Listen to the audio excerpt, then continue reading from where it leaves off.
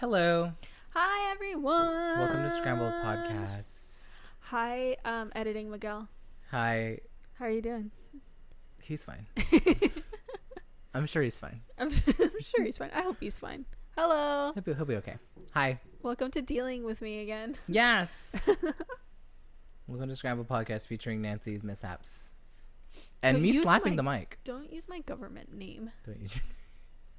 Nancy mishaps. My name is. Oh no, I froze. Oh, Okay, I'm leaving it Miguel. in. I want to start with something silly.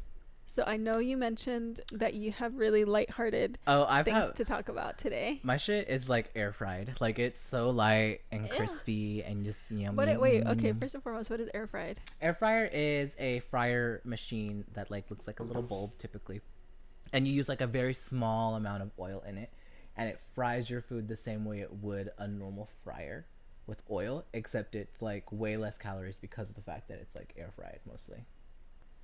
It's a wave. What? It's the wave. Okay, can you tell me where you heard this wave situation? Because it's been happening a lot in I the don't past remember. 48 hours. It's just like what people have been saying around me. Okay. I've just been like consuming a lot of media where people are like, "It's the wave," Okay. and I like it. Oh, before we talk about your air fried lighthearted stuff, Mm. can we talk about the new reigning queen of RuPaul's Drag Race? Yes, we can. We can talk about Season 10. Aquaria needles. Yeah. Aquaria of the House of Haunt is our current reigning. She has made it. She's arrived. She earned it. She really did. That final dance took me Okay. somewhere that took me exactly where I wanted to be. It really did. Okay. Truly, honestly. So, because we watched the finale together, so did you yeah. know anything leading up to it about the situation that happened just in total? Like, did you know who won before watching it? Did you know I anything? know. Any spoilers? Before I even watched it, I read a spoiler that was just like, my favorite part of the finale was that Eureka didn't win. Oh. So I was like, thank God, okay, I can watch it with no frills. And beforehand, I knew that Asia's lip sync got flubbed. I heard about that too. I don't even know how I heard about Me. it. Somebody said it. Me Did you say talking it? I told you like weeks ago. You said something. Yeah, you said something like 2 weeks ago about Yeah. butterflies. Ooh, that sucked. So hard to watch. That was was- hard to watch. I got upset because she kept going. Like, She after the couldn't- first one, and maybe I would have done maybe the first tit, but I wouldn't have done the second one, and I wouldn't have done the second fucking I would have wristlet. at least done them all at once to get them out of the way so the butterflies wouldn't die while I like gyrated around on stage and then did my lip sync. Because the first wristlet, nobody even knew what was supposed to be happening. They were like, "Did she open a pressed powder?" Like, what is Really, that's what it looked like. She Nobody. was gonna put some Cody Airspun on real quick. She should have Get away played to it off. shine. She should. I don't know. It was a lot. And then It she was- stepped on one. I stand by what I said. I But like I the. know she stepped on one. I like the shot of Cameron looking at the stage. Oh, yeah, while looking the down. butterflies were just like on the ground Like, dying. she's like winded and she's like catching her breath. Like, what? Can we talk about how Cameron Michaels is a woman? She's been a woman. I've been new. She's The been rest a of America has finally caught up. She's a fucking woman. She's a fucking woman. I really appreciated her in the lip sync. I understand that she didn't win, and that's fine with me. Because you know what, her booking fee is like through the roof. Did you appreciate how everybody kind of came at her for like being kind of standoffish in the reunion? I did not know. Like literally RuPaul was like, "You're shady for minding your business." And it was like, Yeah. but I mean, like she didn't play the game the way he wanted. I noticed that a lot this season, where he was just like, He was kind getting of, like, upset when people edging aren't playing the game. yeah. Yeah. That's how it is with reality TV though. I've never They like thought it- work towards getting you out if you're not going to play the game. But the reason she stayed was because of the fact that she was turning out that motherfucking runway, bitch. and the lip syncs. And the lip sync. I don't think there's she saved anybody- her ass every single time. I don't think there's ever been anybody who's done that many lip syncs and made it. I don't think so either. Not Like that I know past of. 3. Yeah, she did that She can because perform. Monique went to a third lip sync, I think, but then she got sent home. Yeah. Yeah. And honestly, Eureka should have gone home both lip syncs against Cameron. I understand that they saved them the original one because that one was a good one. It was a good performance overall, but Yeah. honestly, I think Cameron carried the weight. what was the second one against Cameron? The last one? No. Cameron went up against Monique. She went up against Eureka, and she went up against. Has Aquaria? She hasn't lip sync at all this weekend. She's consistently won. Literally, the finale was the first time you saw her perform, and it was such like a blessing. She's electric. I love the part where Eureka thought she'd have the camera panning to her, and then you just see Aquaria like going through with her little dance, just like through the way. That was my favorite part of the whole thing. And then when they did the triple sync, the triple performance, which I thought was like, I was overstimulated, and like the way that was. There's no good way to handle three there wasn't people. No, and the cameras didn't know. You can't trust straight men to make that many decisions at once. You really can't. Well, you can shoot it a certain way, but there's only so many angles that you can get, and the performers are not gonna care.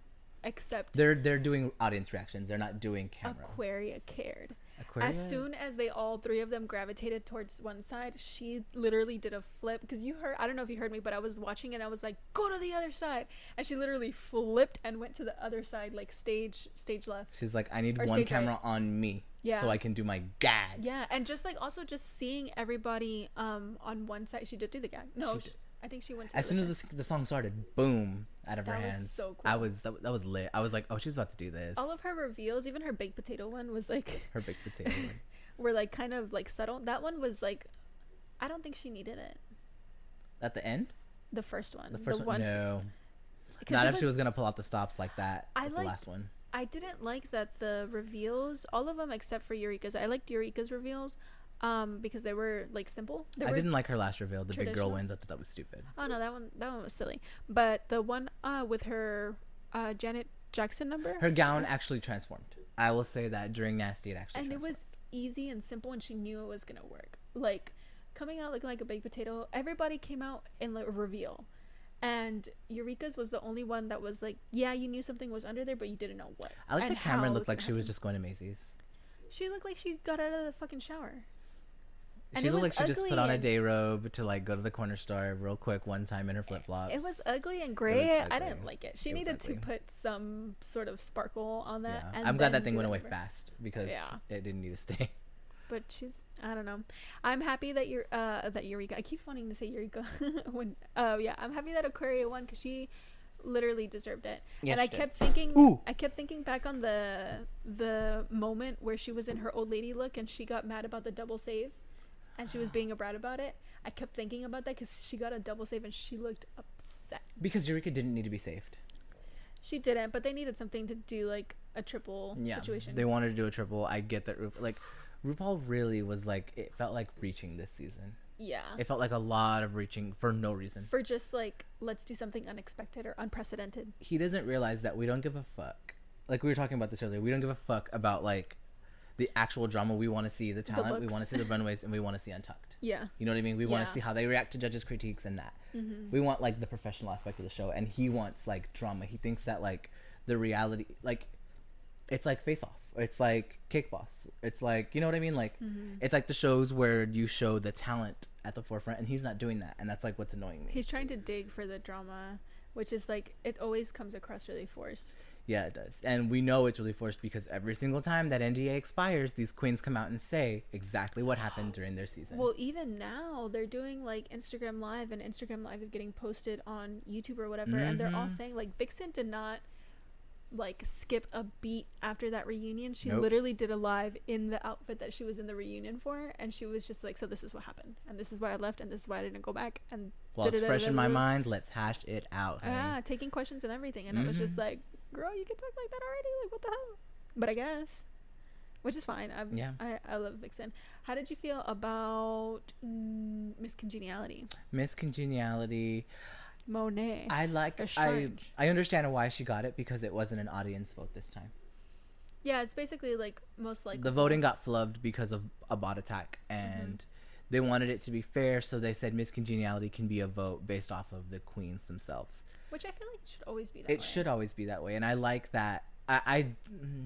It's not Monique, it's Monet. And I do that too. I call Monique Monet, like I just get them mixed up. But the way it went, I get why they gave it to Monet, and I'm happy that Monet got it. She wasn't my favorite queen, and you know that, and I'm sure. I'm happy that Monet got it too, because her energy was always like really hype, but she was. I kind of wish Monique got it for some reason. I don't know. I like Monique a lot. She was one of my favorites this season. I want to see her again. I do. I want to see her again, like Chi Devane again. I think Monet had good traction this season, and I think the audience really liked her. And I'm sure if they offered All Stars 2, she would take it, because I mean, she's already been making more money than she's ever made, probably. But I mean, I don't know. I felt like you said it when we watched the last episode. You're like, she's like a untalented Bob, or like an uncreative Monet. Bob. Yeah, and I never thought about it that way, because she did remind me of Bob a lot, and Bob never really turned out like spectacular looks or anything like that. But he had a personality. But he had a fire personality, and so does Monet. But it's not up to par. It's not at the same. I think in the challenges, she never got put in the forefront in the challenges to shine like that, and Bob did. Or maybe it was Bob's surroundings. Made it happen. Yeah, Bob made it happen. He was like, for him. I am gonna be in the front. And so I don't know. I would like to see her come back, just to see how it changes and how her style that sponge evolves. Needs to fucking die. She's trying to make the sponge, like, stop trying to make the sponge happen. It's never gonna happen. Bob was lucky the purse lasted as long as it did. Yeah. Like, I'm sick of queens not letting it be organic. Yeah. Like, don't try to memify yourself, because we don't care. We're not gonna entertain it. They're gonna meme you to death. Oh my god. Who said that? Kennedy. They're gonna meme you to death, girl. They're gonna meme your ass to death. Like, do you mean meme? It was great. But I'm happy for Aquaria. I'm happy for Monet. Yeah. I think they're both great. And Sasha Velour's fucking finale outfit. Are you kidding me? That was a woman on stage. That was an alien. That was a female alien. She was Angelina Jolie up in that piece. It was so pretty. I thought nobody was going to ever top Violet Chachki's, and I still really, really like Violet Chachki's. It was very good. That was so good. One of the most iconic looks. That was like a queen. Like someone who, like... That was evil queen tease. That was evil queen. And nobody has done it like that since. She had, like, as soon as you saw her, you saw the story that she was telling. And I love that. Yeah. And Sasha's was very much like showgirly, but still very Sasha. Yeah. With like the Artie. apple and the snake, you know, Adam and Eve themes. Loves it. I gagged. The audience loved it. So pretty. I love that. I love the way the camera catches the queen's rhinestones and everything, because that bitch was glowing. I like how she was just like sitting there with the crown and the what's the stick thing called? The scepter. The scepter, just like writhing, just like moving. I thought that was so cute. She's a woman. She is a woman. She Vanna White did that. Who? Vanna White, the lady that did like the numbers on the TV show. Oh yeah. She has a name. Vanna White. That's a name. That's her name. Well, I'm happy for all of them. I was really excited. Very much. You know what? Also, I was really excited about TanaCon. Did you hear about that? Yeah, I heard about that. Did you watch the 3-part docuseries? You know I did. What was your favorite part of the docuseries, or just like the TanaCon fiasco in general? How gay the guy that Tana trusted was. He is super gay. He was very, very gay. The Chanel earrings, the Chanel necklace, the all black everything, the Alexander McQueen. He's like 15 years old. Yeah, he was all of like. He should have not 17. been trusted with like. Nope. Nothing.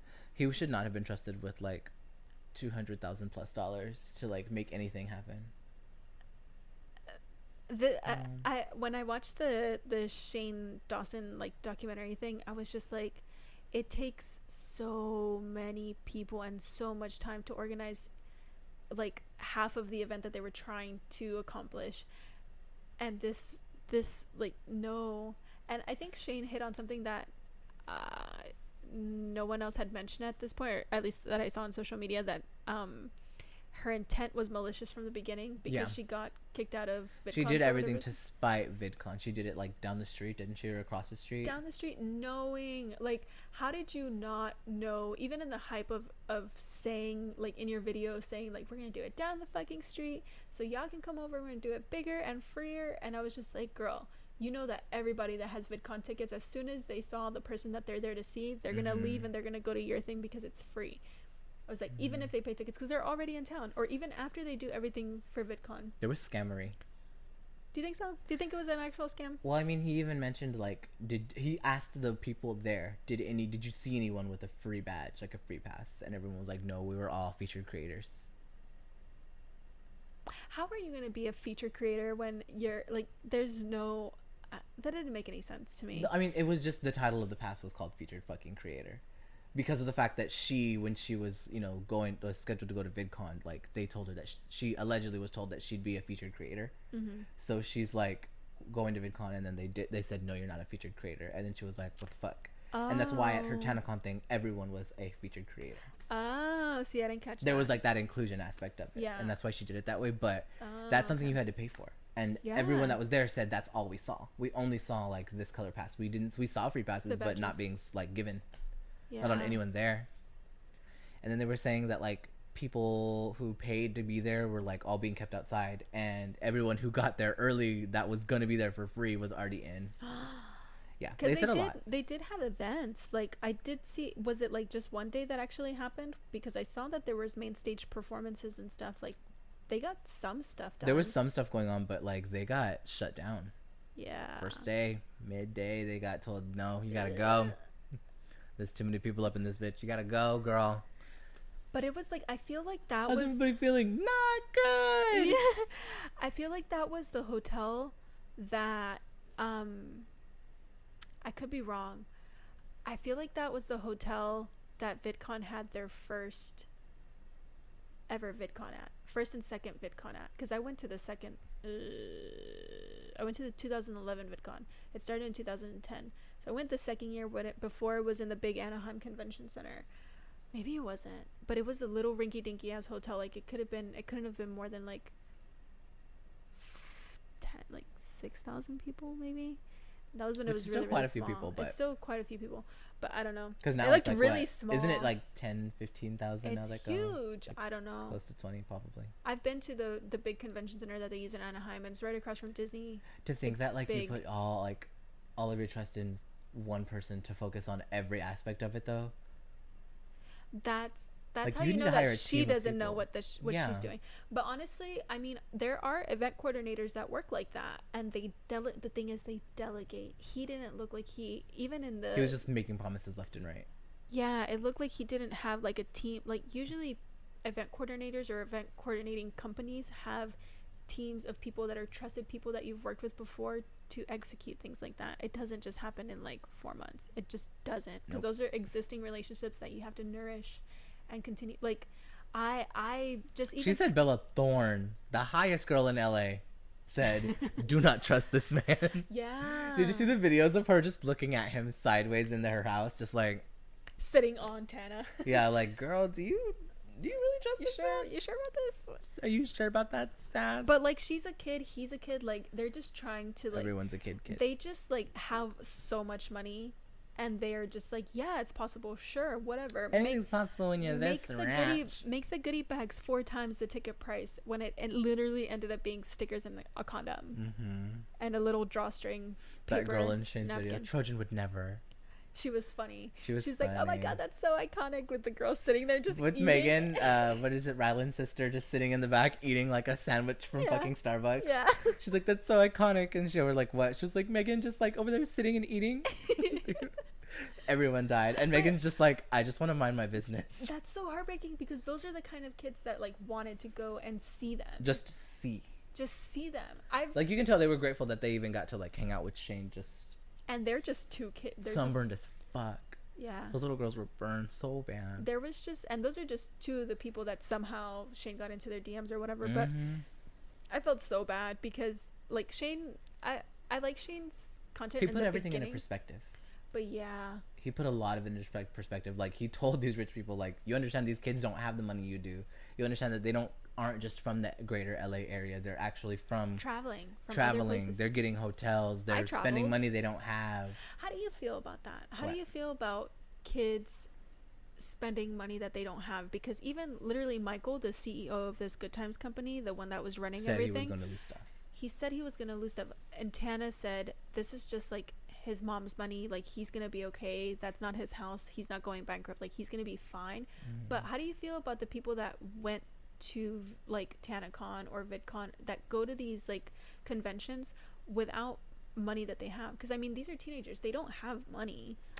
Like when I went, I was, it was 2011, I was in college already, and I mean it wasn't technically money that I had, but it was money that was in my, like, it was cash money, you know. I wasn't like taking, it was accessible out, it was tangible, you could take it out and hand it over. Yeah, it was in my checking account. Yeah, like I was spending my money. It was, how do I feel about people spending money that they probably shouldn't spend? Yeah, or like that they don't have. Like some people were like that I don't know, like I don't know what they're doing, like putting it on credit cards. Like when I say my experience, it was like money that I got on my refund from college. I mean, there were people there with their parents though. There were people there with their moms, and their moms were getting upset that like, I can't believe I spent all this money on my child's birthday. Yeah. Like this was like a present to some of them, and some of them were just like, you know, I have a credit card. I was, you know, they know they're losing out on money, and they know, oh my God, I'm gonna have to like work all these hours to get that bill paid. Yeah. Like when I put money on my credit card, I know like, okay, well, I'm only doing it because I have a check coming up, and the money that it would have gone from that to that anyways. You're a rational person though. Yeah, and I have to like remember that these are just younger people who don't have those, like, that thought process. So when it comes to that kind of thing, I'm just like, because I would never, not even now. When I was younger, I made purchases that I shouldn't have made, but it was like never with a credit card, it was with cash, like you said. Like, and you have to be conscious about it. You have to be very conscious and like do your research before you spend money like that. And I get that these kids did, and I get that these kids were just like, Mom, look at this, this is what I want for my birthday, can you get me this? I mean, if the parents do it, I think that's the parents' decision. That's a fail-safe. That's, at the end of the day, their parents have the money to spend. I guess I just assumed when I was hearing all these people, it's like, this is money we don't have, and I was just like, what are you putting this on a credit card? Are you putting? I'm certain someone who went there took out a loan to go. Yeah. Someone took out a payday loan they know they couldn't pay. Someone knows they're paying interest on something, and it's something that didn't happen, and that's just a risk you take when you don't do the research. I feel like that shouldn't even be like a fucking It's like thing. Jenna and Julian talked about it on their podcast where they said, I haven't seen that yet. Oh, I want to watch it. Well, they talked to somebody, and I don't want to give away too much of the details. No spoilers for podcasts. And he said that after being on the phone with the after being off the phone with the attendee, like they already got off and they were just making their own like closing comments. He said that even with VidCon, he and Jenna were kind of just like, I don't know if we want to go at the beginning of this. I don't know if we should go to this because the first couple years. He said, let's not go. Let's see how it goes. Let's see how this convention goes, because as a creator, you're putting yourself in danger when you go to this. And you don't get paid. You don't get paid. You're just featured. You're just asked to be there. You're asked to meet your fans, which honestly is a fair thing to do. I mean, a lot of people like to put a face to the people that subscribe, which is nice. I met Jenna at a VidCon, and it was. She nice? She's the sweetest thing. I told her I had to pee. Like I wasted her time telling her that I had to pee, but I did. I was waiting. But you were wasting her time. She wanted to be there. I mean, yeah. She loves meeting her fans. She loves meeting people that are actually fans of her videos. Yeah. I don't like the idea of calling people fans. I like the word subscribers. I mean, whatever. Like there's so many people that you can meet when you're at these events that are like high caliber YouTubers. I mean, when I went, it was still a little bit like Tyler Oakley and Grace and Hannah and Mamrie and Jenna were like the big people, and like Philip DeFranco and stuff. So like you weren't gonna meet everybody. Isn't it weird to think that those people are now moved on to like big Hollywood type things? Yeah. And now like a new wave of creators have come in. Yeah. Isn't that so interesting? Like now I think like the Lisa Koshis are probably the big hot the shit. David Dobrik's, the Ricky Dillons. Yeah. And now I literally don't feel and Tyler Oakley, because honestly the gays stand. Yeah. The gays just stand for anything. Literally don't have like a reason to go anymore, even though I'm still like involved in YouTube and stuff like that. I don't. It's for a younger set of people now. It's for it's not. It's for a different gen. It's for a different gen. It's Gen Z, which is cool. Yeah, that's nice. And it got sold. VidCon got sold to Viacom or whatever. Viacom they're making that money. Viacom's consuming the right. But honestly, when it first started, it was owned by John and Hank Green, which are literally the reason that I got into YouTube in the first place. So just going there and seeing what they created, you were just like happy to be like part of it. So happy. I was so happy. I almost cried because there was John doesn't like touching people and hugging people, and he did he's like, I can't do like a meet and greet because I know y'all are gonna want to hug, I know y'all are gonna want to shake my hand, and I just can't do it, and I hope y'all are okay with that. And he went into the middle of the room and he's like, I'll take one big group hug. And I got to be one of the first people there, and I was just like, because it was like still the small venue. That's really lame but cute. I know. I cried because I was such a loser. Yeah, but yeah, that's what they were saying on their podcast is, you know, you have to do your research, and as a consumer you should be doing your research as well, knowing it's the first year of this, just knowing the creator that's putting it together, and in just like 4 weeks in like not a long amount of time. Not in any ample amount of time that would be excusable for anything. Yeah. That security was crappy. The building was crappy. The way the guests were treated was crappy. People who were in the hotel just trying to be there for a trip couldn't leave. How did you feel? Yeah. they were told they can't leave until the lobby's cleared out, and they couldn't clear the lobby out. How did you feel about that moment that Michael, the CEO of Good Times, was like, we have it set at like 5,400.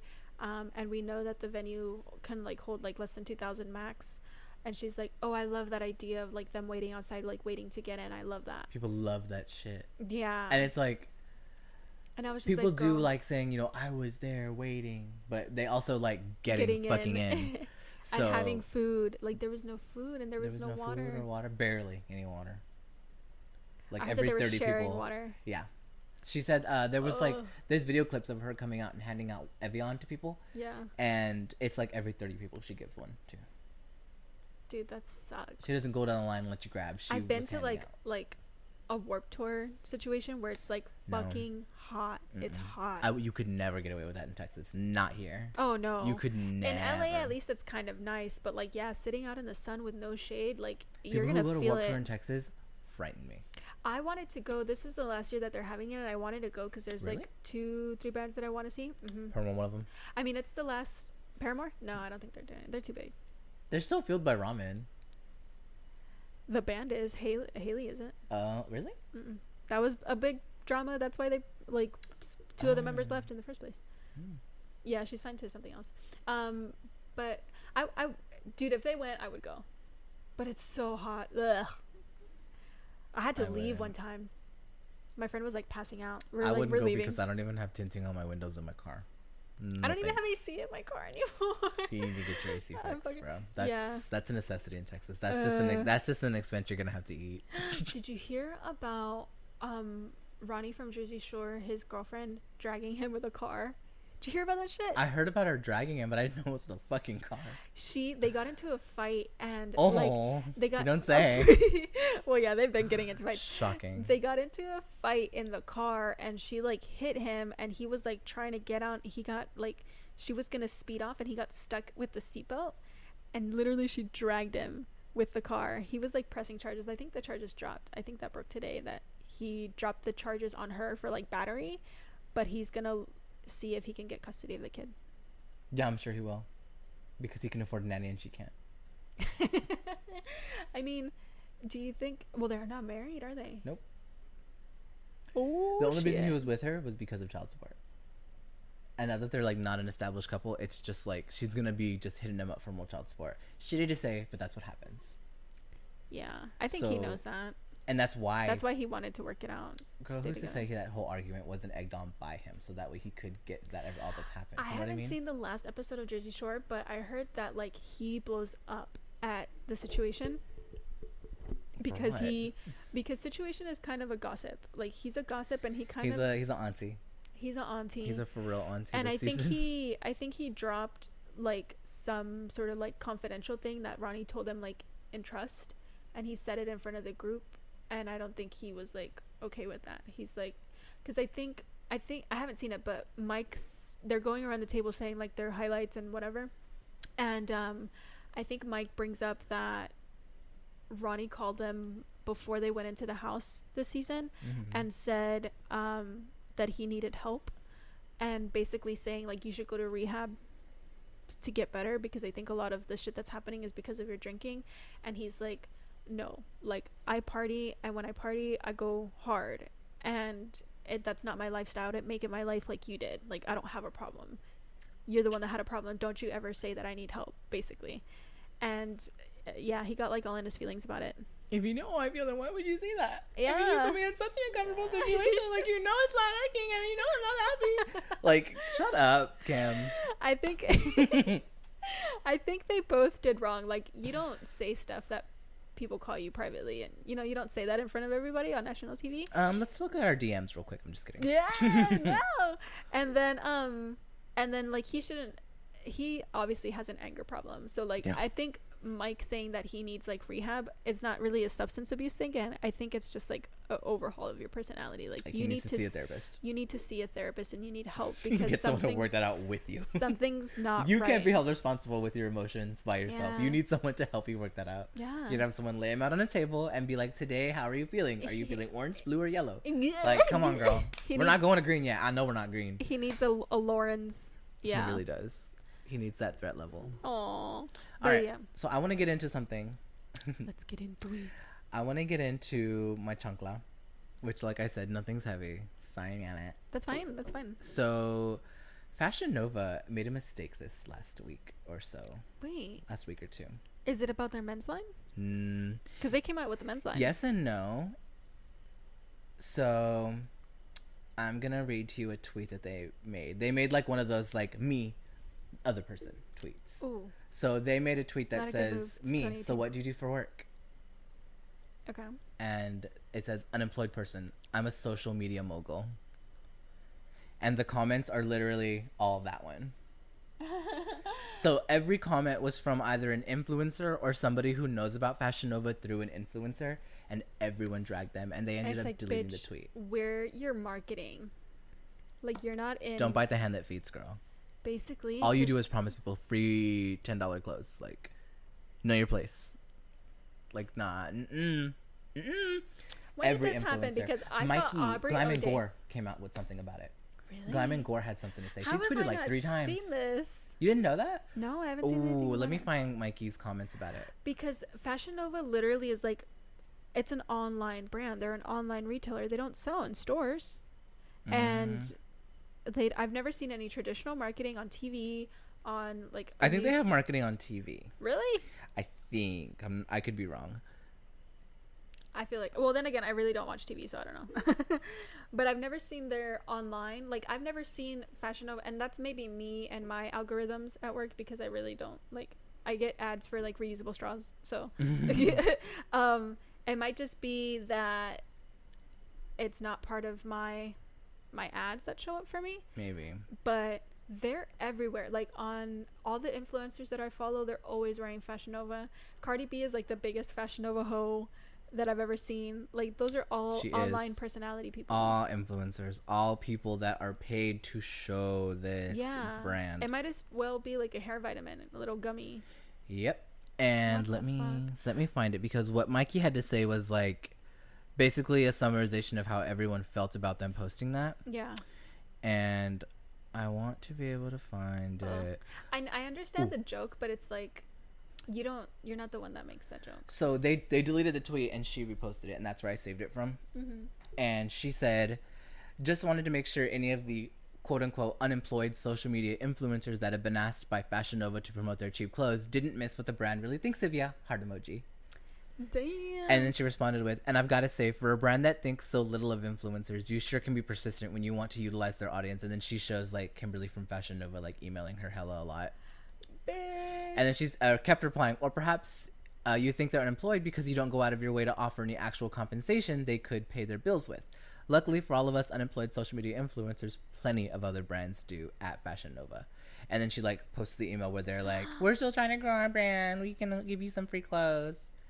And she just kept going, like, boom, boom. She was like talking to people in her comments about it. And the original tweet itself had like so many fucking replies that it was like ridiculous that they thought they'd be able to get away with it. Yeah, that's really silly. Every influencer was like retweeting it, being like, "Oh, so this is what y'all think of me." When I first saw the tweet, I was like, "Ooh." I saw it like 3 times on my feed. People kept retweeting it. I feel like Jackie Aina did like a subtweet last day of June 30th. Days ago. Maybe not then. It was there for all of like 8 hours. I saw Jackie Aina do like a thing where it was like unemployed influencer, more like self-employed or something like that. But she always does like random things like that. She didn't want to at them. I think she knows better than to at them. I don't think it was on the 30th though. It wasn't that soon. I feel like I'd seen that a while ago. But that's like a meme that like a lot of people use to like talk down on influencers. I see that all the time. I just think it's so foolish for a brand that completely lives online, and then doesn't market anything past what influencers do to sell their clothing. Literally, it's all like if Kylie Jenner wasn't on Instagram wearing your like photoshopped ass jeans, like where would you be right now, sis? You know what I mean? Yeah. If Cardi B wasn't like talking about Fashion Nova, literally in her songs, about how Fashion Nova doesn't keep her warm in the cold, like where would you be?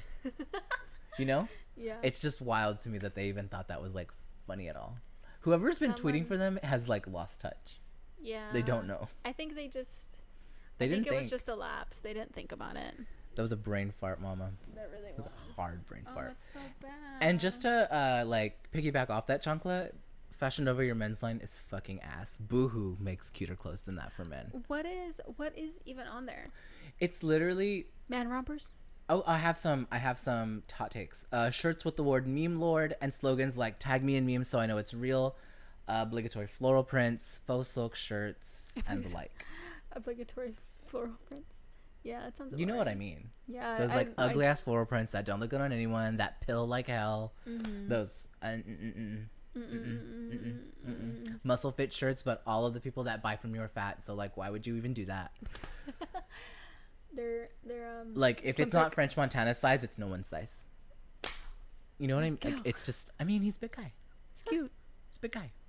But you know what I mean? Like, it's just, it's a no for me, dog. There's actually a girl that tweeted about Fashion Nova and their ugly clothing line.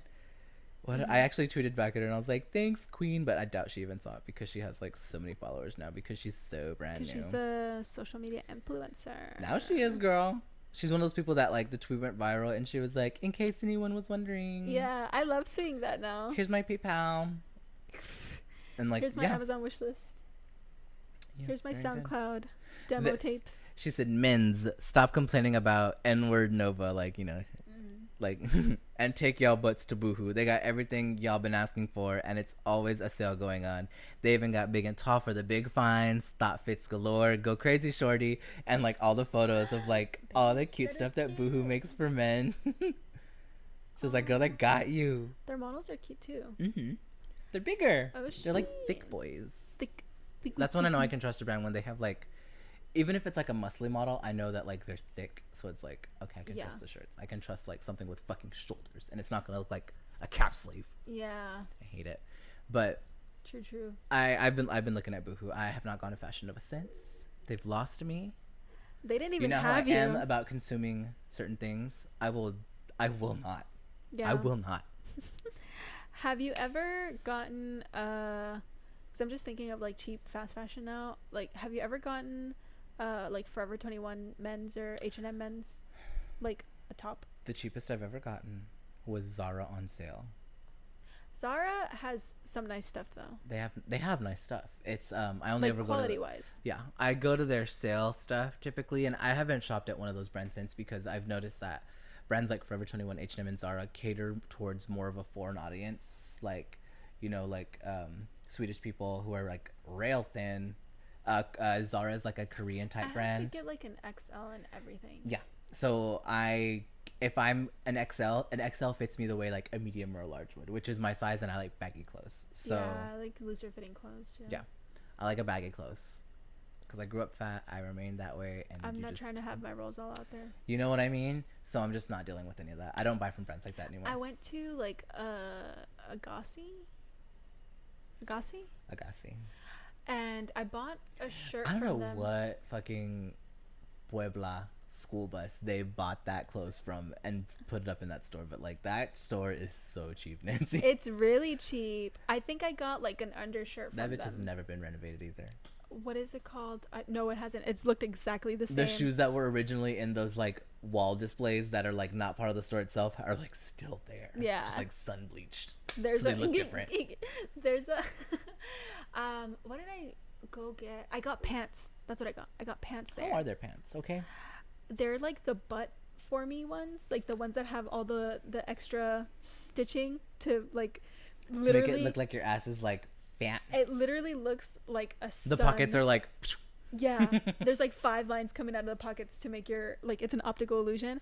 I think I went 2 separate times and I got a pair of black jeans that were high-waisted, because that's literally all I was looking for. You look really cute in high-waisted jeans. I was literally just looking for, I was like, I want high-waisted pants, because the ones that I had were from American Eagle, and I got paint on them. And they're, I think American Eagle's expensive. And it looks like a fucking cum stain on my knee. American Eagle's like $100 for 2 pairs. It's a lot of money. Yeah, it is. And that's my teeth. I got a pair, and I guess it wasn't denim, like jean denim, and they shrunk on me so bad, and they faded so fast. That's I was rude. Like, and they weren't even high-waisted. So I was literally just, I was like, I want some cheap high-waisted black pants that I'll never wash, because they're so cheap, and because I don't want them to fade. So where until they fall apart. Yeah, and so I got some black ones, and then I got some really, really faded acid wash jeans ones. Acid wash jeans.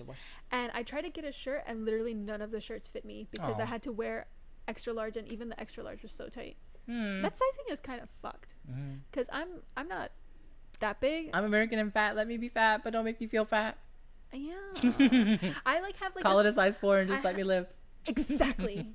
A medium. I want to be a schmedium. Just like have it to extra where like extra schmedium, please. Yeah. I'll just be an extra schmedium. Yeah. Because I don't have big boobies, so it's not like I stretch it out from up here, but it's like so small. And it was a crop top too that I was trying to buy. Oy. Like my ribs were sticking out, and the lonja under my ribs was sticking out, and I was like, that looks like I have 4 tits right now. That is not okay. Hey, the more tits, the more mans. Nobody wants to see that. I'm just saying, you know. Oh no. I felt, yeah, it was a moment. Wait, do you have a chancla? I don't know what my chancla is. I have a couple of chanclas, but it's literally just like people fucking up. Like there was this one FBI agent. I don't know if you've heard about this. The gun? Yes, the gun. Oh he was like God. drunkenly dancing and like did a flip. He was cutting up in the club, girl. I don't remember where it was at, but he was like drunkenly dancing. The video of it was so funny because he's just like throwing down, and he does a flip, and he drops his gun, and he goes to reach it, and he grabs it like he grabs it by the trigger, which is his mistake, and it goes off. And it shot somebody. It shot somebody. It hit somebody. It shot somebody in the leg. They didn't die. They just hurt really bad. They were hospitalized. Yeah, they weren't like in critical condition or anything like that. They were just like, "Oh, you shot me in the fucking thigh." But his reaction afterwards was literally he put it back in his pocket, and he was like he put his hands up and kind of just like, "It wasn't me." And I was just like, "What?" He's an FBI agent. Yeah. I thought that was really funny. He was just like, I promise it wasn't on purpose. Please don't call the police. He's like, I'm sorry. I think he was. The safety was off. He's under investigation, right? I think. He's under investigation. He got charged for 2nd-degree assault. Yeah. And also probably like misuse of a firearm or something. Some shit like that. Yeah. Something like ill-managed, you know, the expectation for you to have a firearm is like a lot higher, so. And I think he is like put on leave or something like that, but. Yeah.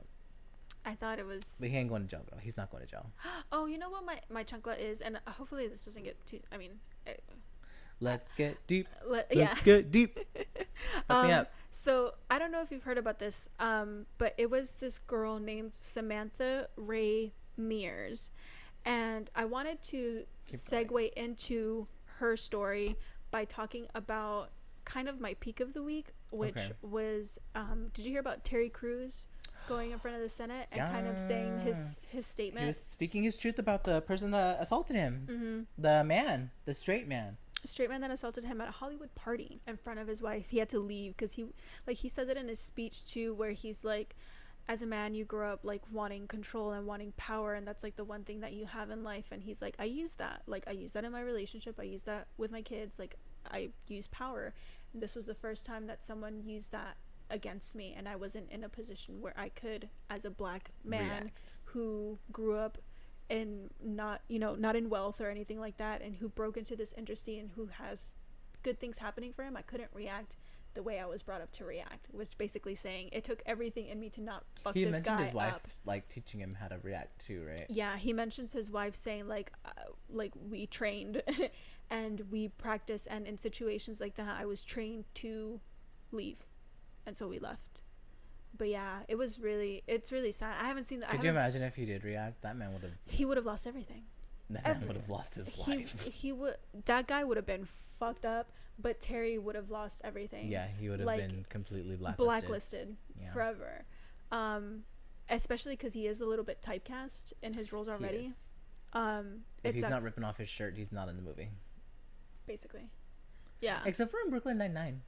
Brooklyn Nine-Nine, he's hilarious. Mm-hmm. Is that still on? Is it still? Yeah. Okay. It's a big show. I've seen a couple episodes of it, and always, every time I catch it, I enjoy it because I never think to watch it on my There's own. a character for everyone on that show. Yeah, there really is. But people were talking shit about him, about Terry coming forward. Oh, I know. People were celebrities. Like, I think like 50 Cent. Well, Russell fucking Simmons, who has Russell shit Simmons. going against him with sexual harassment cases, decided to open his fucking mouth. Who cares? And they were like telling him like, boy, like you're a big strong man, basically saying, and go he's the like, fuck up, not the fuck up, blah blah blah. Yeah. We didn't fucking. It's not like he was trying to be gay with you. He was making a joke, blah blah.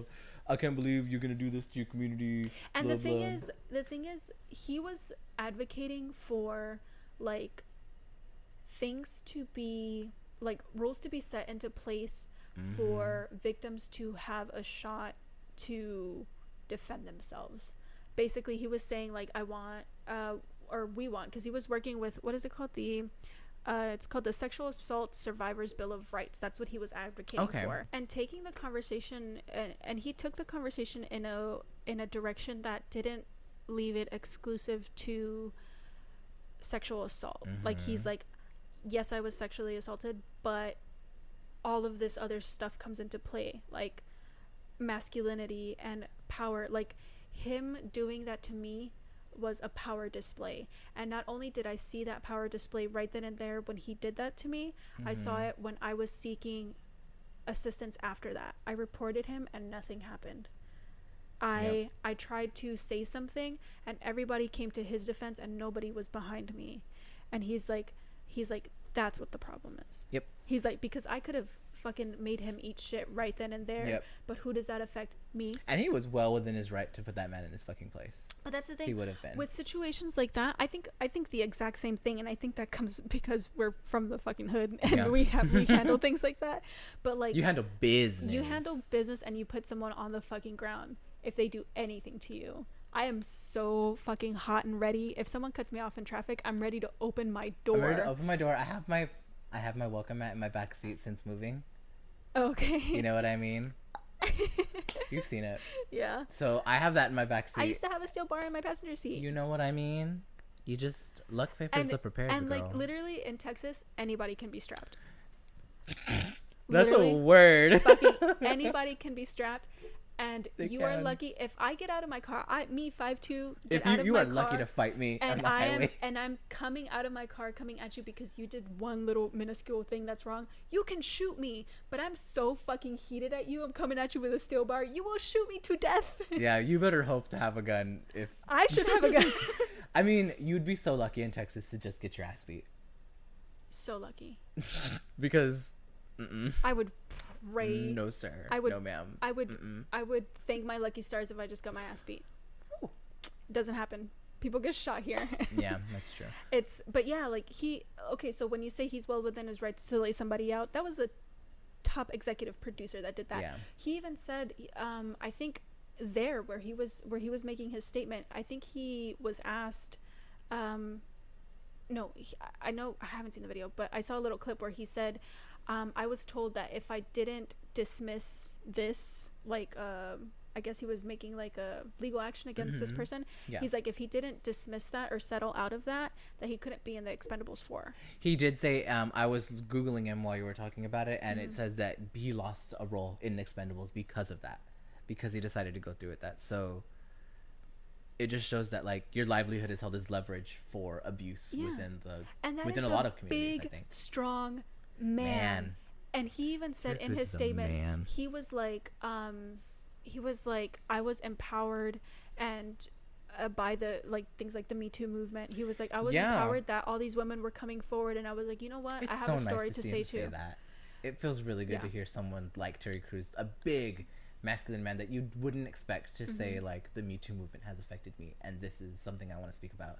It feels so nice to hear someone like that say that. Yeah, and to be the spearhead for males that are victims. Shitty circumstances. Great idea to do. Yeah, I think if anybody, it should be him, because even though he has this tall muscular like physique or whatever, that he even said himself that like he felt emasculated, he felt like he couldn't do anything, he felt like he grew up in an abusive household with his dad would hit his mom, and he's like, I know, I said to myself, like, if I got big and strong I would be able to protect her, and so I got big and strong, you know. like that's so heartbreaking to hear, because it's like a cycle. Like, yeah, he never did that to his family. And he couldn't protect himself in this situation. Yeah, literally. It's so sad. But yeah, when I was reading his actual statement, when he mentioned that, I was just like I kind of saw it coming that he would mention it because it's timely, but I was like, he didn't have to do that. He really didn't. He didn't have to do that. Because this situation stands out. Because it makes him feel like an ally. Its own, and it's good that he's bringing light to that, because it's always good for that fuel to be in that fire. I like Terry Crews. Terry Crews is really cool. He's a sweet guy. He's a sweet, big sweet man. So speaking of things like that, and males being like victims that are... That was your peak. That was my... Oh, that was absolutely my peak. I was like, that was not your chancla. You said your... No. That was my peak. Chancla leads from your peak. Yeah, okay. So my chancla is kind of in the same space. It was the Samantha Ray Mears, yes, who literally...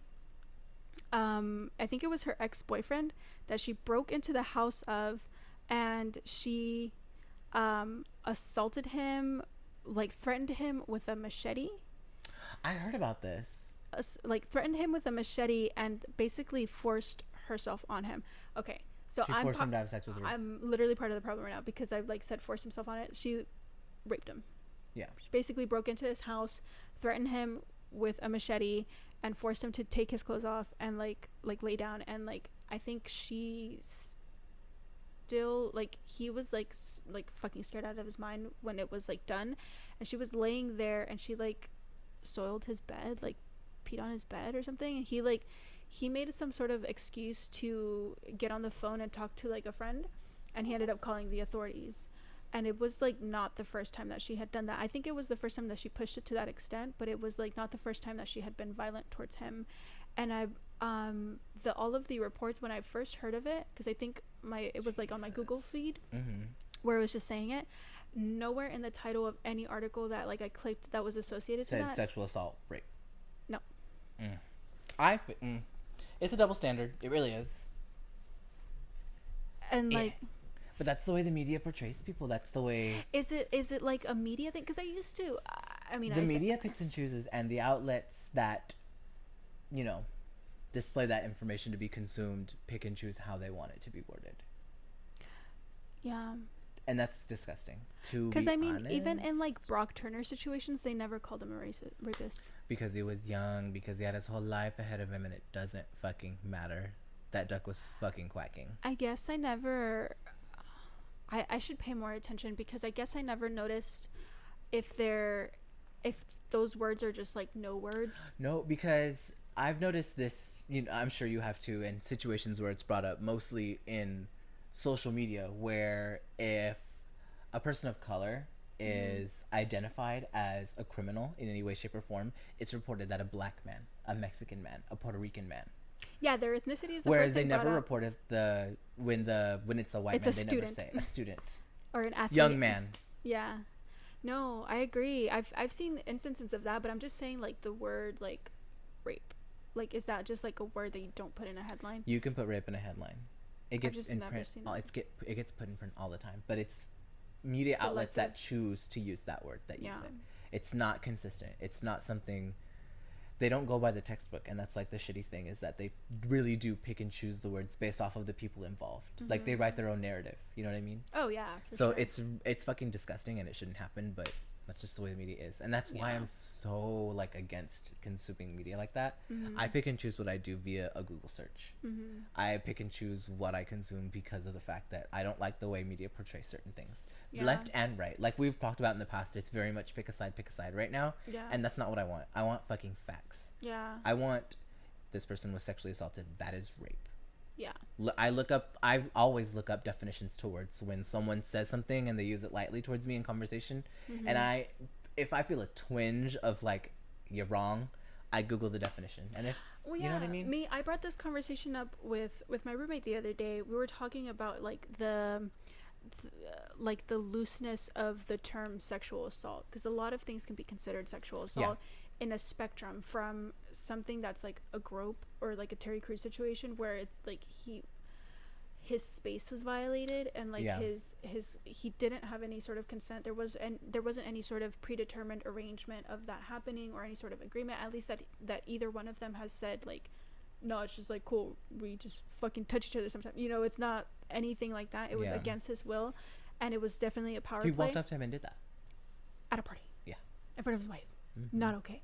And then there's like rape with a machete, like that all falls under the umbrella of sexual assault. Is the conversation is because I don't really entirely know it, but is that what rape culture is that part of rape culture, like the spectrum that it's on? I feel like rape culture is having those things normalized, like having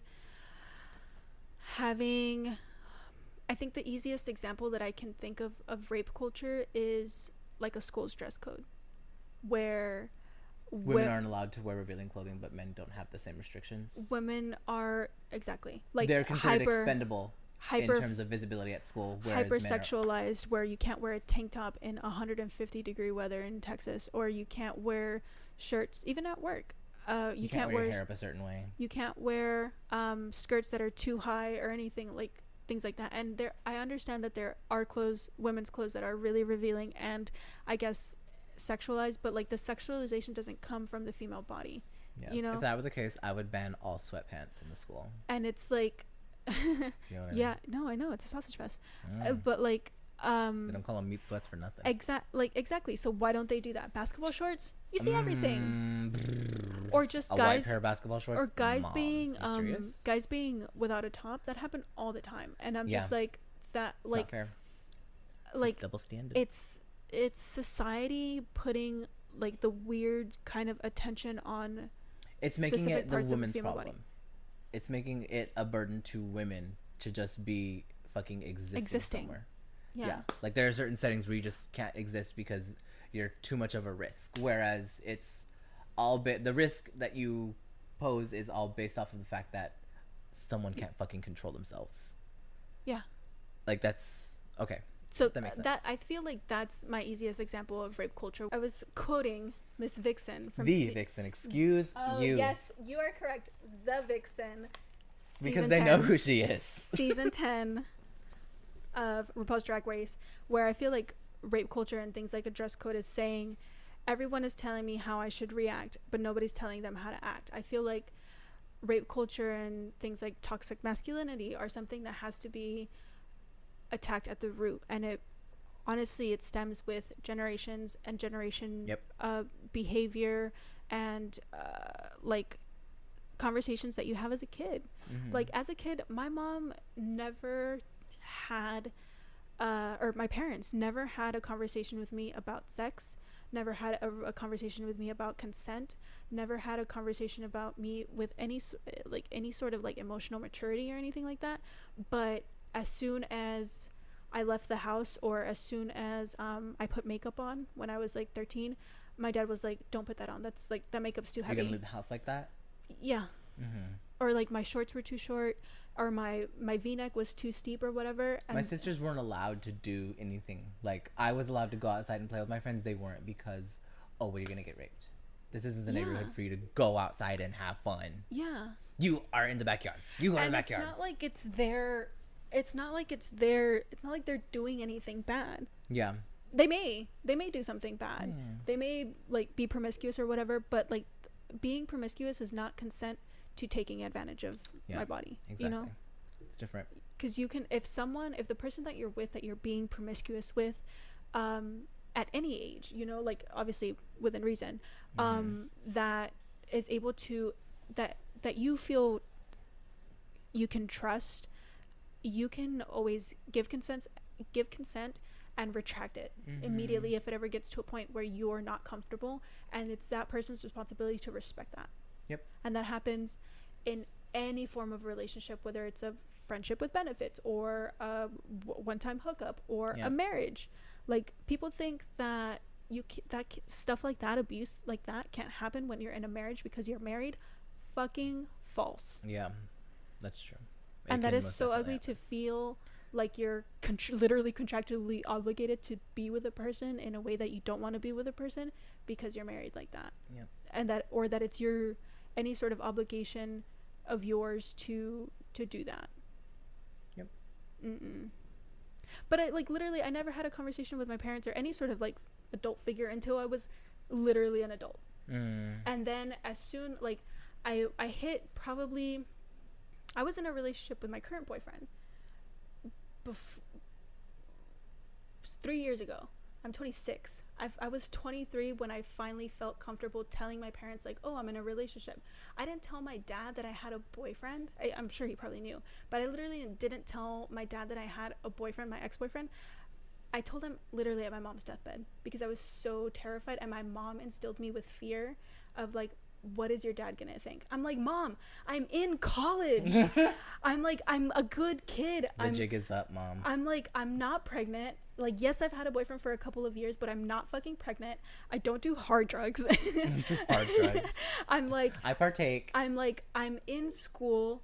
Like, yeah, I'm not a fucking lawyer. I'm not gonna be a lawyer or a doctor, but like, I'm in school. I'm studying. I'm getting good grades. I haven't dropped out. I'm not fucking knocked up. Like, what more do you want? I was like, what else can I do?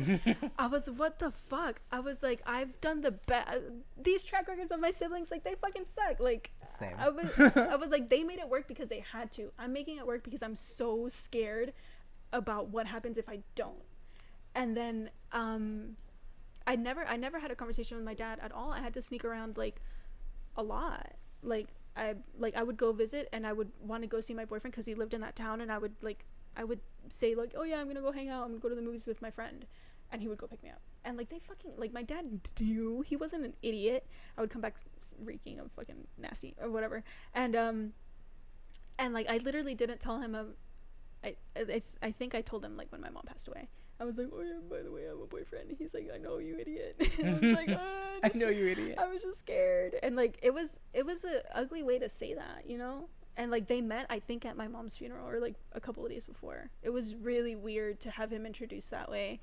It was really, really weird. But like, after it took that experience to finally like, I guess, see in my dad that he was like, oh, you're an adult and you can have you're not a kid anymore. She is in control of her bodily autonomy. Yeah. And so whenever it came to this relationship, I just wanted to approach it more healthy. I was like, dude, I'm on my own. I graduated college. Like, I'm living by myself. Like, you need to know that this is happening right now. And so I think we were on our way over there when I told him. I was like, hey, I'm going with the guy that I'm seeing. I want you to meet him. And he was like, oh, okay. He's like, because I like very traditionally, like, post breakup, like, called my dad crying. I was like, hey, we broke up. And, like, it was so sad. You called your dad because your boyfriend broke up with you? I don't think I called him right after it happened, but I think I called him when I was trying to make rent. It was like right in between jobs, and I was just like, he left, and I was like, Dad, like, he just left, and I don't know what to do. I was like, I know I can make rent. I have a job lined up, but I'm not gonna get my paycheck until this week or like next week, and rent is due. And he's like, well, do you want to come home? Because I was like, I don't have a place lined up to live. Like, we were supposed to move to another place, and I don't know if I can afford it. I was like, I'm starting this job, but I don't know how much it's gonna pay. Like, I don't know anything. And he's like, do you want to come home? I was like, no. I was like, not really, but I can if I have to. If I must, basically. I literally made a pros and cons list of Houston. It was so sad. Oh, so bad. But anyways, what an organized downfall. Yeah. And I think I flipped a coin. It was like 2 out of 3, and 2 was like stay in Austin. And I was like, all right. I let destiny decide. Yeah. Loves it. Thankfully it worked out. But yeah, like, I think it's just really weird the way, like, in like Hispanic culture you have like machismo. And it's the same, I feel like it's the same in a lot of different cultures where it's like you have to uphold this certain standard, and with girls it's like, oh, you have to be poised and you have to be graceful, and it like you have to be innocent, and then you have to be hypersexualized. Like, to me there was no gray area where I went through a transition. It was you can't do anything with anyone ever until you're married. And I was just like, how the fuck am I supposed to meet anybody? And then now, how the fuck am I supposed to meet anybody? Now my dad is asking me like when I'm getting married, or when I'm gonna have my sisters are asking me when I'm gonna have a baby. And I was like, one, I don't even want to do either of those things, and two, it's just like, just last week I feel like y'all were telling me to like not go out, you know, like y'all were telling me to not wear that. I was just like, where did this come from? Like, y'all didn't tell me this in my last serious relationship that I was in for 5 years. Like, why are y'all telling me now when I've only been with this person for 2-3 years? It literally happens like that. Nancy. At least with the masculinity thing, it's engraved when you, and like drilled in you as a kid. But like with a girl, you don't hear about it until you get your first period, and then you're fertile, and it's like, it's like you're fertile, and they're like, don't do this, don't do this, don't do this, don't do this. And then when you're 26, they're like, when are you gonna have a baby? And I'm like, what the fuck? Eggs expire. I'm like, yeah, it's crazy. Yeah, you get treated from like 0 don't to have 100. a baby at all to when is this baby coming, girl? TikTok. Yeah. We don't adopt children in this family. Like, yeah. I get what crazy. You're saying. It is crazy, but okay. It's silly. Well, that was my peak in my chancla. I was really peak in my chancla. I was really. You put the peak in the chancla. Happy about Terry talk, and just like that's such a good cause to advocate for, because who'd have thought that like no shit that stuff should be regulated. Why is it not regulated? Why is a rape kit not like available? It's through like in all 50 states. You tell me, Supreme Court. You tell me. Well, I was just really happy that happened. Can I touch on another chancla that's not like a big deal at all, and it's like completely in contrast to what you're saying? Are you talking about the new Drake album? No, I'm kidding. Yes. No, I'm talking about Nicki Minaj being a dumb bitch, talking about Chun-Li being a bad guy on every song that she's in lately. She needs to shut the fuck up. She's not Chun-Li's a bad guy. Not a bad guy. She's avenging her family. What is the Chun-Li story? The Chun-Li story, from what I understand, is her family was like murdered, what have you. Mm-hmm. And at the end of her journey, she avenges her family by killing something or, you know, stopping some kind of evil. Mm-hmm. But she's not a bad guy. She's literally just trying to like avenge like her family. Nicki Minaj just wants the password to the motherfucking Wi-Fi. She really does.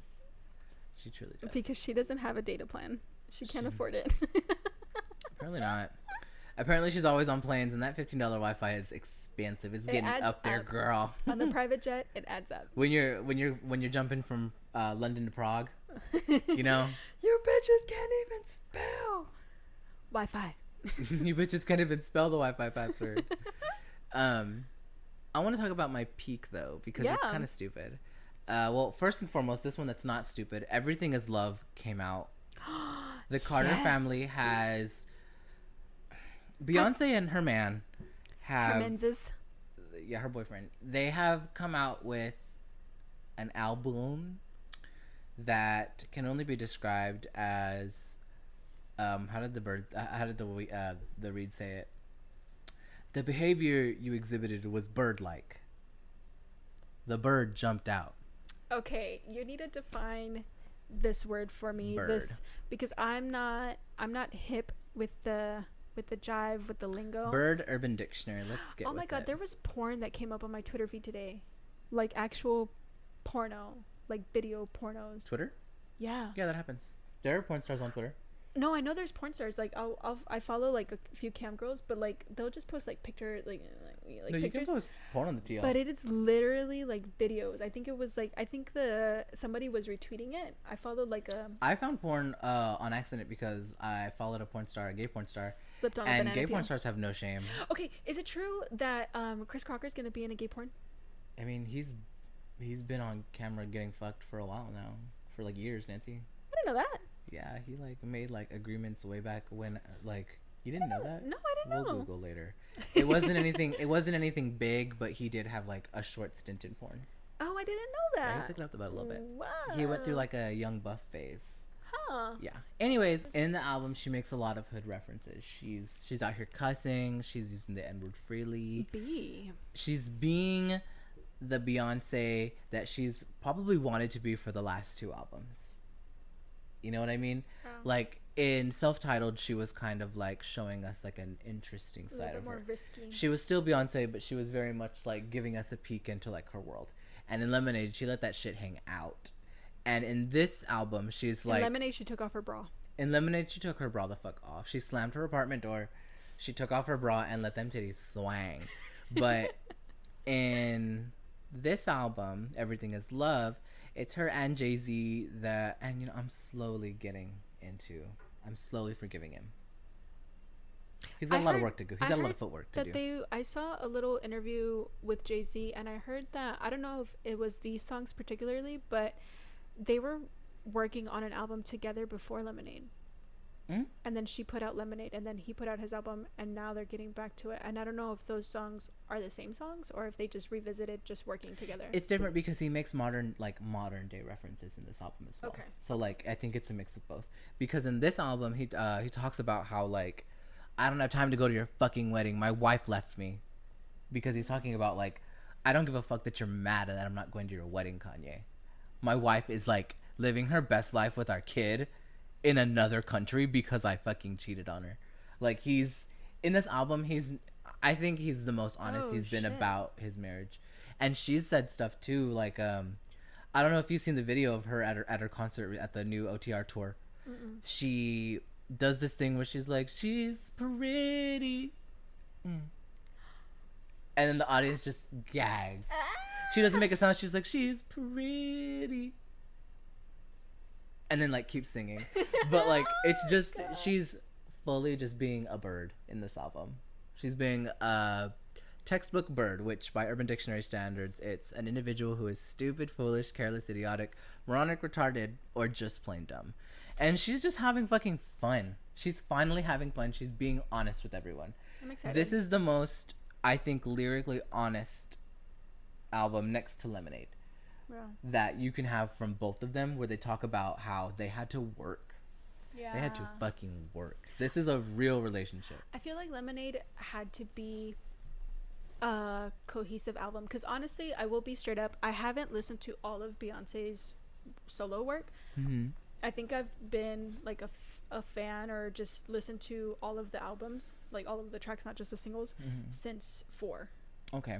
So since 4 on out, I've listened to albums, like all of the tracks, and I've listened to everything. And I think you're right. I think she went from like pop chart she's established herself in a way that was very poised, and a way that was not personal. Yeah, in any way, shape, or form. She kept it to it. She's a Virgo.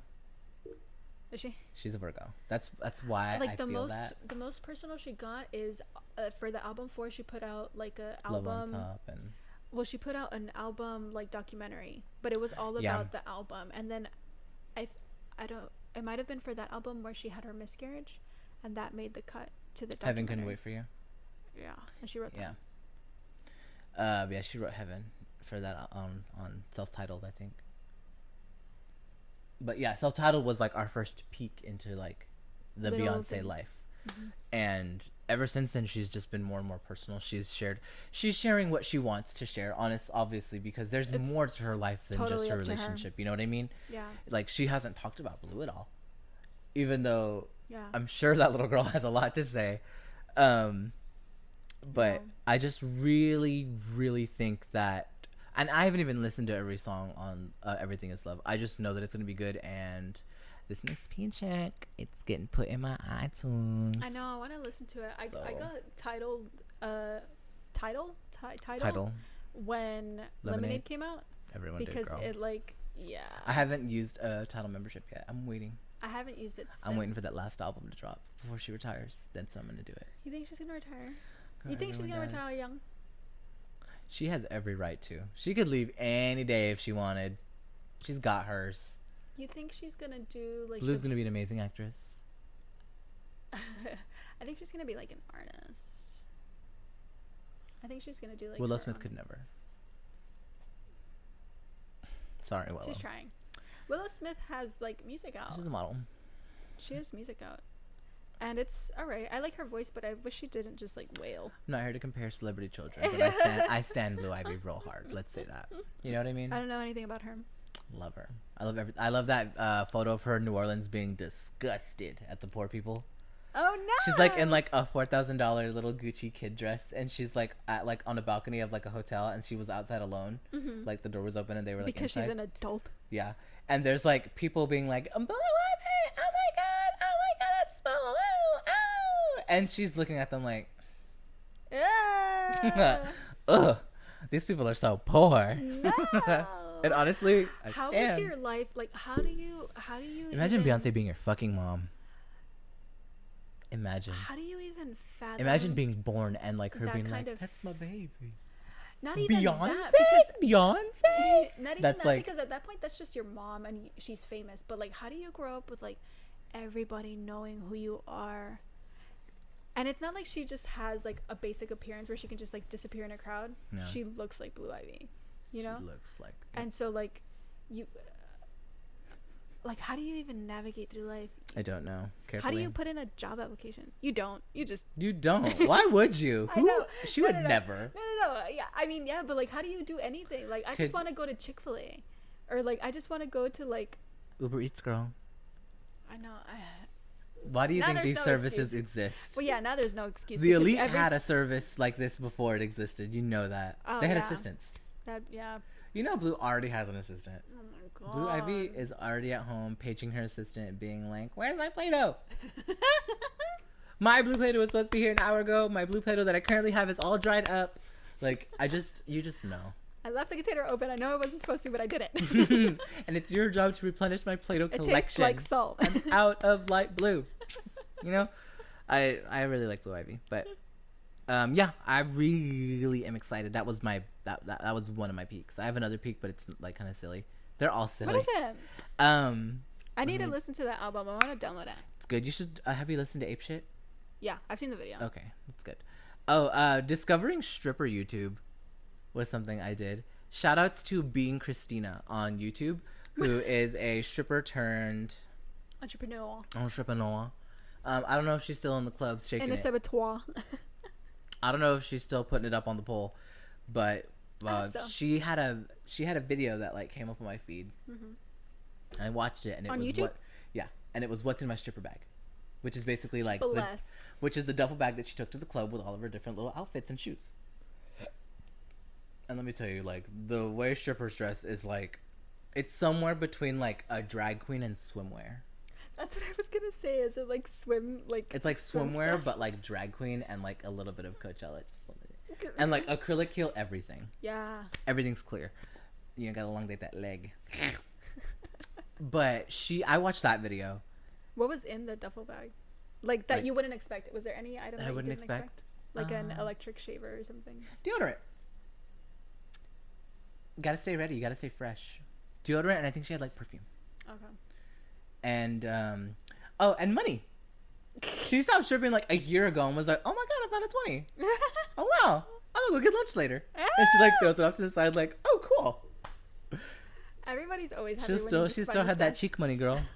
That money. Mm-hmm. I've never been. Have you ever been to a strip club? No, we should go together. Do you think the chicken wings are good? What? Do you think the chicken wings are good? I don't know. I refuse to go to a club that doesn't have chicken wings. I've heard that there's steak in the club. There is steak in the club. I'll eat some. I think the landing strip in Austin is like a big strip club, and I think they have that. Let's go to the one that one of my family members used to work at. Used to? They used to. They stopped. Oh, okay. Yeah. Okay.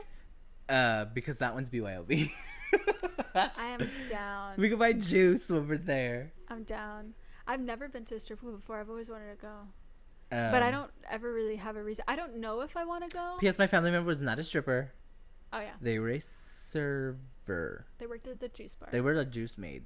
I don't know what you'd call it. I'm not going to call her a bartender because that's not what the bitch did. I wasn't a bartender. She was like helping. She sold juice. The juice maid. I'm down if ever you're bored on a Saturday. We'll hit them for that breakfast special. Oh, that breakfast buffet, girl. Oh, no. You know their scramble's good. Oh, no. I want to have somebody who's, like, from out of town here, though. That was a full circle phrase. Oh. You know their scrambled is good. Yay! We did it. We did it. Canceled. We're done. Bye. Yeah, bye. Thanks for watching. Well, yeah. I mean, we can. We should. Well, we are making plans to go to a strip club. You guys can watch the last episode and all of the other episodes from before because we get a little scrambled. We talk about some deep shit and then we talk about some like fluttery shit. Whatever. We've gone from like rape culture to Beyonce, so we've gone to rape culture to Beyonce's new album to what's in my stripper bag. So that's the We've kind got of it all, folks. That's kind of the Why podcast wouldn't that you you're watch it? listening Your to. faith could never. I just spat. Jenna and Julian would never. No, they wouldn't. They don't because they need have to. sponsors and they won't keep the sponsors if they talk about stuff. They've got Wink. What do we have? A mattress in the background. Shh! Don't give away the facade. Okay. But yeah, after I watched that video, my whole feed was like, "What's my stripper bag? Stripper stories. My life in the club." And I was like, I didn't know there were that many influencers that used to be strippers. Story time. It was for real. I was like, these girls are making coin now. They don't even have to get naked for it. I'm happy for them. There's a whole. You know what that is? That's growth. Exponential growth. That's growth. That's That's character development. Diversifying your financial portfolio. Mama, I've never seen a character that developed. Full. Yeah, it was Bless interesting, and they still come up sometimes. Yeah. I thought I got them out of my feed, When but was this? oh, I put that as my peak like 2 weeks ago. Yeah. During the filming of our last podcast, it came to my mind, and I was like, let me watch 5 more videos before I actually talk about it. And I've watched like 15 since, but they're all great. I love it. There's like girls with wigs and their stripper bags because they were like, I'm not trying to walk out and have normies walk up to me being like, Carol. That's true. My stripper name was Mila. Like you know what I mean. Like you just don't want to be that girl that gets approached in public. That was what this is totally off topic. What do you think was Nicki Minaj's last banger? Her last banger? Feature or song, like primary song. Let me go to my Spotify and see. I know I kind of just came out of left field with that because we were just talking about stripper stories, but I want to know what you think is Nicki Minaj's last banger. Because she's putting out a new album. We're gonna have a whole new. Yeah, Queen's coming out soon. We're gonna have a whole new library. A lot of people are putting out music. Yeah, I really liked the pink print, and Want Some More kind of went off. What is Want Some More? Want Some More. Oh yeah. I'm in this bitch. I'm getting money. Yeah. That was a good one. That was a good one. I like Pink Print was a lot slower than I thought it would be, but I liked it. I did not like that she made a song called Truffle Butter. That was nasty. I didn't know what that was until I saw that. It's nasty. It is nasty. Honestly, I didn't. Pink Friday and Pink Friday Roman Reloaded and everything that came before the Pink Print were honestly just her like gripping for mainstream. And at that time I stand, but looking back at it, I'm like, oh, I see why you don't like play any of these songs live.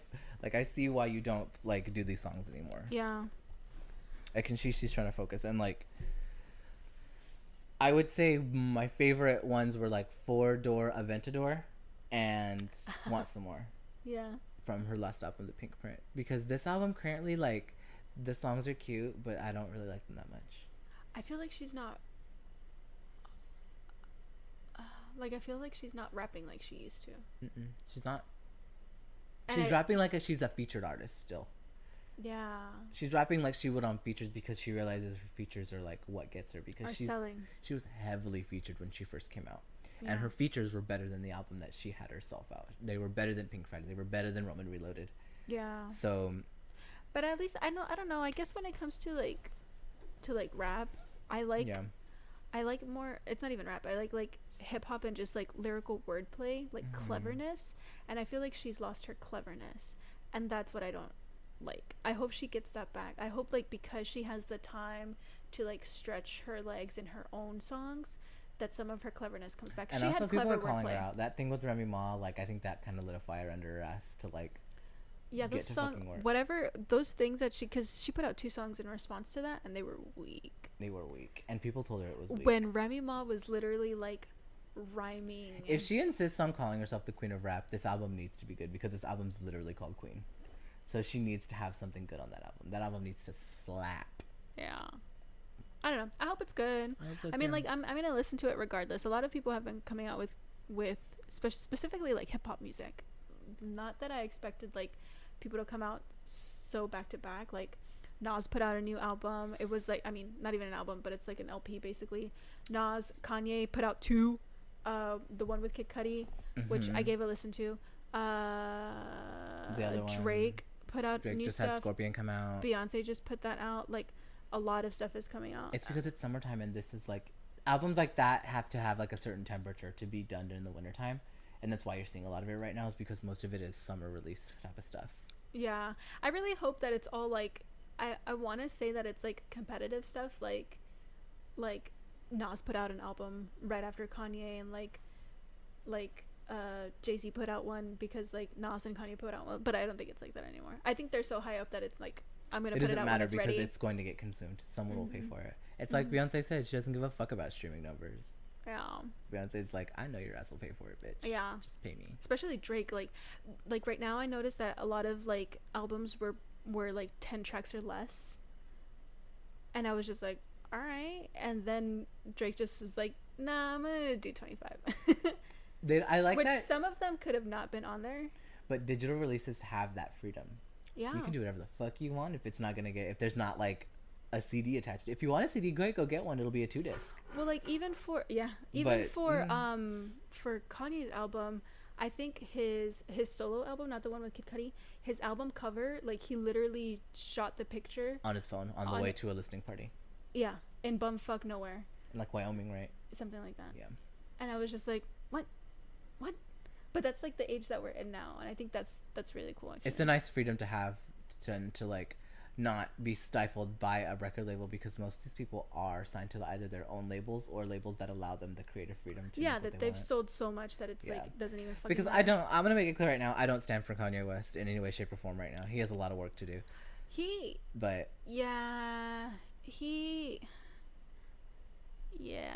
jumped out the window.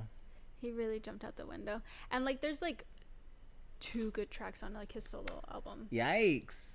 But it's like 6-7 songs. Oh, okay. The first one's super weak. Like there's just it's all right. Like to me, Kanye was always going to be a good producer, and his songs are always going to have cool beats, cool samples. His music's always going to sound cool, but like him as a person is always going to be like very polarizing. He's super polarizing, and he's always going to say something for shock value, and that's stuff that it's like you like it or hate it, but like he's always going to be a good producer. If he puts himself behind an artist, you're gonna tell that he's there, you know. And I think that's cool in an art perspective. But like, yeah, he's super polarizing, and like, you don't have to like the artist to like the music sometimes. But this one's kind of personal in a weird way.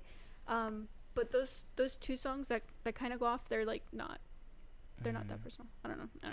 It's a good summer for releases. Yeah, it really is. So I'm excited to see where it takes us. Yeah, I'm excited to see what makes the singles, because like I didn't used to, whenever like streaming services weren't like one free and like just available, this like readily available, I used to only just listen to the radio and listen to singles, and it's so weird to like digest an album and like kind of like a Netflix thing where you binge it all and then you see what the singles are. I think that's the goal, is so where you can binge it as a whole and not have to deal with singles as much, because artists are realizing like teasers like that's not what the audiences want. They want something right now that they can live for, they can consume and have for an entire season, and not have to wait. Yeah. Because you don't stand for an album when you wait for it the same way you do when it's all yours. You can pick your favorite songs, and you have your singles. And when it comes to touring, no one expects the old stuff, because they've had the new stuff, they've absorbed the new stuff, and they've had time to process it and find their favorites. Yeah, and the people that go to your shows are the people that buy your album. It's not the people that are listening to radio play. Exactly. Who the fuck listens to the radio? There's still people that when listen I like to the radio. accidentally switch to the radio instead of like aux, because the buttons are like near each other on my car, I'm like, who the fuck is this? Yeah. What is this hot trash that's so static? Repetitive. But like honestly, Sunday. But like top 40 or like top 100 like Billboard stuff, it's all still stuff that gets radio play. Yep. It's like Maroon 5. Oh, Maroon 5. And who's listening to Maroon 5? Can you believe SZA revived Maroon 5 for all of 20 minutes? She couldn't even save it. She couldn't. That ship's going like, down. Maroon 5 is kind of like Pop's Nickelback, where it's just like they have the formula down, and they have probably like the producers and the team behind them to put out good singles to keep them relevant, but like they're just not cool anymore. I don't know if they were ever cool, but like they're corny now. They're at that. They're like Backstreet Boys. They're like arena famous, and it's like you were supposed to be that like people's moms and dads like Maroon 5. Yeah. It's mom and dad music now at this point, which no shade. People that listen to because the radio, I was around when Maroon 5 first started. Like, came to the scene. She Will Be Loved was like There's Sunday morning or something like that. I still love that song. There's songs that they have that are good, but you know when they lost me? I can pinpoint the exact Moves Like Jagger. moment. Moves Like Jagger was a hit. It was like a hit to the soul. I didn't like it, but they lost me. It was a performance. They had a single with Kanye. Not with Kanye. I'm sorry. With Kendrick Lamar. They had a single with Kendrick Lamar. I don't remember the name of the song. They had that crossover. They tried to do the crossover, and it wasn't even that the song was bad. I watched a live performance at an award show. Adam Levine literally stood there and did nothing. He was going through something in his head emotionally. He was like distraught, and Kendrick tried to come and like be the hype man and do his verse and like stick around until the end of the song, and he was literally just standing there. And the song was already not that great. It was really repetitive and stuff. And so like the only diversity was Kendrick in that song, which is a lot of Maroon 5 songs, but it's like that performance was just so bad, and after that they lost me. I started hating Maroon 5 during Moves Like Jagger when I realized that Adam Levine dates nothing but models, and he's literally just like Leonardo DiCaprio with only musical talent. Yeah. So I was like, what? Yeah. And his eyes are really beady and they're gross. I think I just saw like on Instagram, I guess I follow him on Instagram apparently. He had a sty in his eye and it was all bulgy. Nasty. Yeah, it's pretty gross. But anyways, enough about Maroon 5 and played out artists and like hot new music that we're trying to listen to. I hope you enjoyed the episode. Leave us a comment, leave us a rating, because on iTunes you can rate. Yeah. Let us know what you want to hear about, talk about, stuff like that. And yeah. What did we talk about today? Oh, we talked about a lot. Stripper duffel bags. Shout out to Stripper YouTube. Hey, being Christina. Beyonce is still the legend, the icon, and the star, along with Aquaria. Congrats, girl. Yay! Rape culture needs to die, along with toxic masculinity. Y'all really should work on that. Bye. Y'all really need to We work should on cancel that. It's a no for me. Yeah. And Fashion Nova needs to know its place. Fashion Nova needs to know its place. I can't believe that happened. I can believe it. I can believe.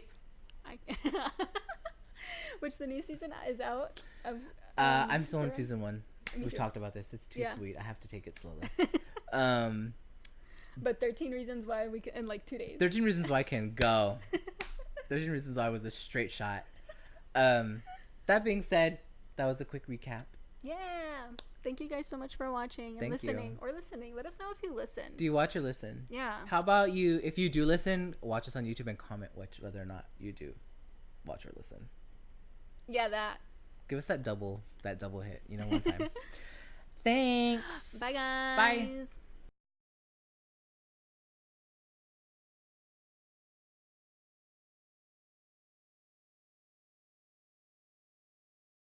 She's talking to her boyfriend.